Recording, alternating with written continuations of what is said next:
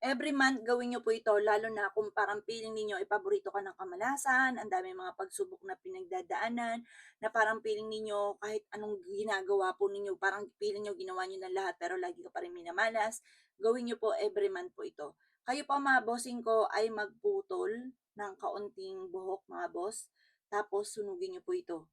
Ito po makakatulong po yan upang sa ganon, kayo po ay yung mga problema napuputol, natutuldukan, nasusolusyunan mga bossing. Isa po yan sa mga sikreto. Pero mas mainam, kapag gumawa ka ng ganito, huwag niyo ito yung pagsasabi kahit kanino. Kasi mga boss, sa panahon ngayon, napakadami pong inggitera. Yung ba't tipo mga bossing ko na sinabi mo lang na ganito, naisip ka agad na baka madaig mo siya, kinokontra niya yung swerte ninyo mga bossing. Kaya kailangan isikreto niyo lamang po ang paggawa ng mga ganyan. Ganun din po, halimbawa, lubog ka sa utang, ang dami mong problema, magputol ka rin po ng kaunting buhok, pagkatapos ipaanod nyo ito sa running water. Halimbawa sa mga ilog, ganun po mga bossing, sa mga ilog. Dahil kailangan yung ilog mga boss kasi merong ilog na tuyo na hindi na umaagos. Dapat dun sa umaagos para maalis o matangay kung ano man yung mga kamalasan ninyo, lalo na ang pagkakalubog sa mga pagkakautang. Epektibo po yan mga bossing. Or kaya po mga bossing ko yung pagdating naman sa usapin ng buhok, halimbawa, ikaw po ay hindi makakatulog. Ang gawin po ninyo mga bossing ko, magupit ka ng kapranggot na buhok, tapos ibabad nyo po ito sa tubig. Yung tubig kasi humihigop ito ng negative energy na maaaring may mga nakakapit sa inyo negative energy na maaaring kailangan nating alisin. Tapos ibabad nyo po ito ng good for 1 week. Tapos mga bossing ko, itapon nyo na ang tubig.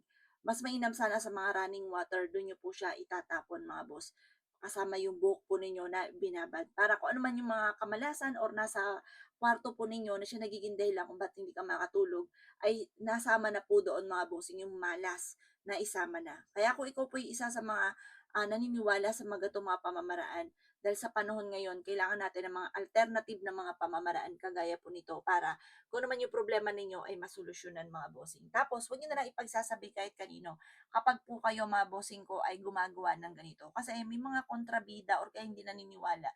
Kapag hindi sila naniwala, kukontrahin nila yan, di wa-effect na. Kasi iba po mga bossing ko pag may kumukontra sa ginagawa po ninyo.